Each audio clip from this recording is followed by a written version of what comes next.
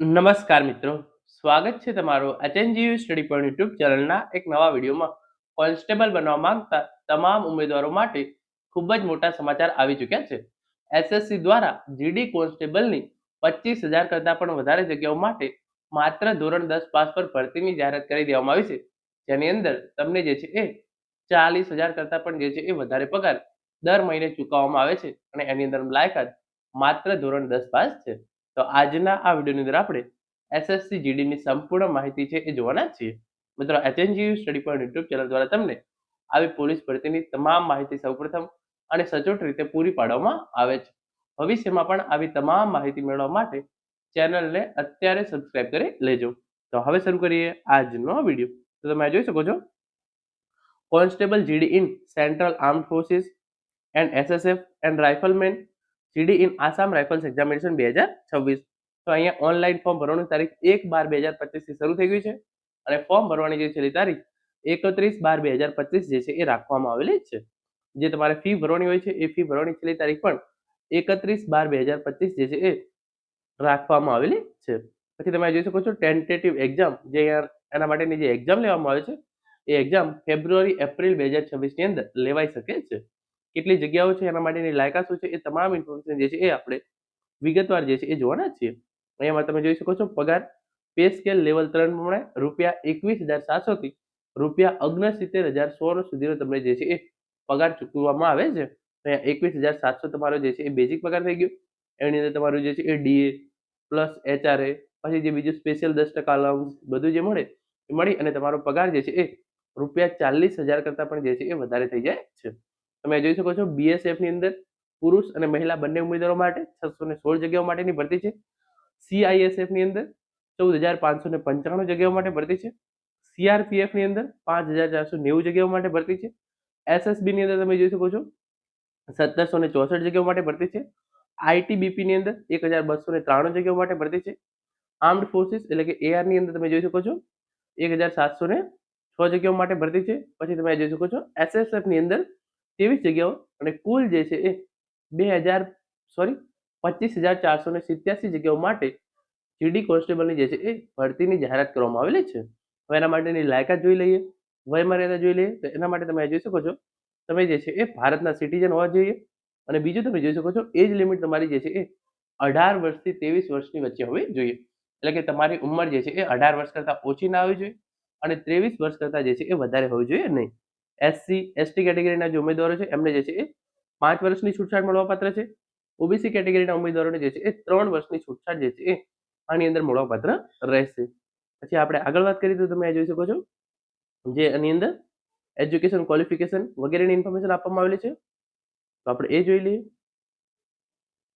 તો એ તમે જોઈ શકો છો એજ્યુકેશન ક્વોલિફિકેશન 1/1/2026 લગીએ તમે જે છે એ ધોરણ 10 પાસ કરેલું હોવું જોઈએ. તો તમે જે છે એ આ ભરતીમાં જે છે એ ફોર્મ ભરી શકો છો.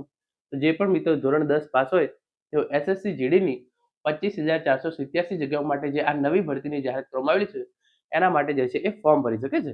હવે આપણે પરીક્ષા કેવી રીતે લેવાશે, શારીરિક કસોટી, લેખિત કસોટી કેવી રીતે લેવામાં આવશે એની જે છે એ વિગતવાર ચર્ચા કરી લઈએ. જો તમારા જોડે એનસીસી નું સી સર્ટિફિકેટ હોય તો તમને 5% માર્ક્સ મળવાપાત્ર રહેશે વધારાના. એનસીસી નું બી સર્ટિફિકેટ હોય તો 3% અને એનસીસી નું એ સર્ટિફિકેટ હોય તો 2% જે છે એ વધારાના માર્ક્સ જે છે એ મળવાપાત્ર રહેશે. પછી એની અંદર અપ્લાય કઈ રીતે કરવું એની ઇન્ફોર્મેશન આપવામાં આવેલી છે, જેને આપણે જે છે એ અત્યારે જોતા નથી. દરેક ઉમેદવારો જે છે એ ફોર્મ ભરવા માટે જે છે એ ₹100 ફી આપવાની રહેશે. એસસી એસટી અને જે એક્સ સર્વિસમેન છે એમને જે છે એ આ પ્રકારની ફી ભરવાની રહેશે નહીં. તો જે બાકીના જનરલ કેટેગરીના ઓબીસી કેટેગરીના ઉમેદવારો છે એમણે જે છે એ ₹100 જે છે એ ફી ભરવાની રહેશે એપ્લિકેશન કરવા માટે. પછી આગળ આપણે તમે જોઈ શકો છો પરીક્ષાના સેન્ટર કયા કયા રહેશે. તો ગુજરાતની અંદર કયા કયા સેન્ટર છે એવું તમને અહીંયા જણાવી દઉં છું. ચલો તો આપણે જોઈ લઈએ છીએ ગુજરાતની અંદર જે કયા કયા સેન્ટર છે.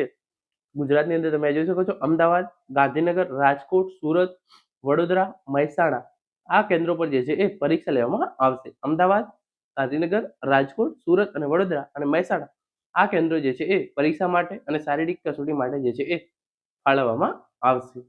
પછી તમે જોઈ શકો છો તમારી જે કમ્પ્યુટર બેઝ એક્ઝામ લેવામાં આવશે એની અંદર જે પાર્ટ એ હશે જનરલ ઇન્ટેલિજન્સ એન્ડ રીઝનિંગ, એના 20 પ્રશ્નો હશે અને એના માટે તમને જે છે એ 40 માર્ક્સ આપવામાં આવશે.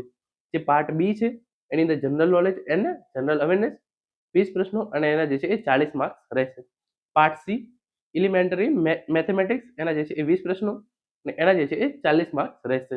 પાર્ટ ડી ઇંગ્લિશ/હિન્દી, એના જે છે એ 20 પ્રશ્નો રહેશે અને એ જે છે એ 40 માર્ક રહેશે અને કુલ તમને જે છે એ 60 મિનિટ આપવામાં આવશે.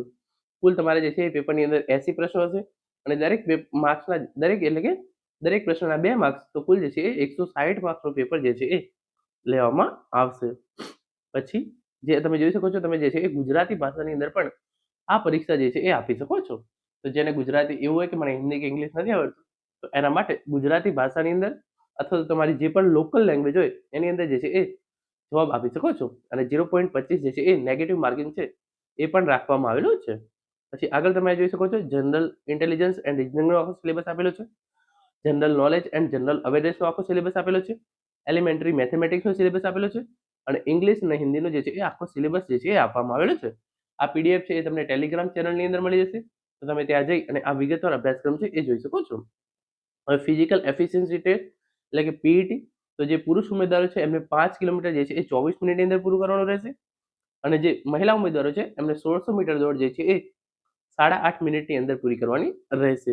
પછી આગળ તમે જોઈ શકો છો, છાતી, વજન, ઊંચાઈ વિશેની ઇન્ફોર્મેશન છે. તો પુરુષ ઉમેદવારોની જે છે હાઇટ 170 સેન્ટીમીટર હોવી જોઈએ અને જે મહિલા ઉમેદવારો છે એમની હાઇટ 157 સેન્ટીમીટર જે છે એ હોવી જોઈએ.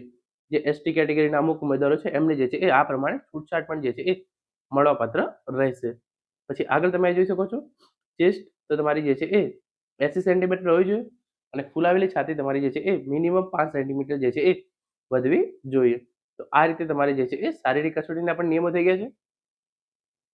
Weight and height as per the medical standard, તો તમારું હાઇટ અને જે છે એ વજન બંને જે છે એ મેચ થતું હોવું જોઈએ. કોઈ સ્પેસિફિક ક્રાઇટેરિયા જે છે અહીંયા નથી આપવામાં આવેલો વજનનો, પરંતુ જે પ્રમાણે તમારી હાઇટ છે એ પ્રમાણે તમારું જે છે એ વજન પણ જે છે એ મેચ થતું હોવું જોઈએ.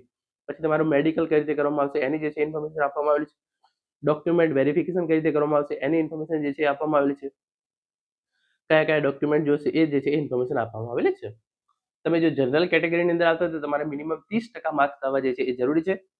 પછી જે તમે OBC/EWS કેટેગરીમાં આવતા હોય તો 25% માર્ક્સ અને બીજી કેટેગરીના ઉમેદવાર હોય તો તમારે જે છે એ મિનિમમ 20% માર્ક્સ લાવવા જે છે એ જરૂરી છે આગળની અંદર જવા માટે. પછી તમારે જે છે એ પ્રાયોરિટી આપવાની રહેશે કે તમારે BSF ની અંદર જવું છે, CISF ની અંદર જવું છે, CRPF ની અંદર જવું છે, SSB ની અંદર જવું છે, ITBP ની અંદર જવું છે, આસામ રાઇફલ્સ ની અંદર જવું છે કે SSF ની અંદર જવું છે. આ પ્રમાણે તમારે જે છે એ આપવાની રહેશે પ્રેફરન્સ અને એ પ્રમાણે જે પ્રમાણે તમારું મેરિટ હશે એ પ્રમાણે જે છે એ પછી તમને સિલેક્શન માટે જે છે એ બોલાવવામાં આવશે. તો ઓલમોસ્ટ તમામ ઇન્ફોર્મેશન જે છે એ હવે પૂરી થઈ ગઈ છે અને અહીંયા ઓનલાઈન ફોર્મ તમે જે છે એ કેવી રીતે ભરી શકો છો એની ઇન્ફોર્મેશન જે છે એ આપવામાં આવેલી છે. તો SSC GD ની અંદર ધોરણ 10 પાસ ઉપર 25,487 કોન્સ્ટેબલની જે છે એ ભરતીની જાહેરાત આવી ગઈ છે.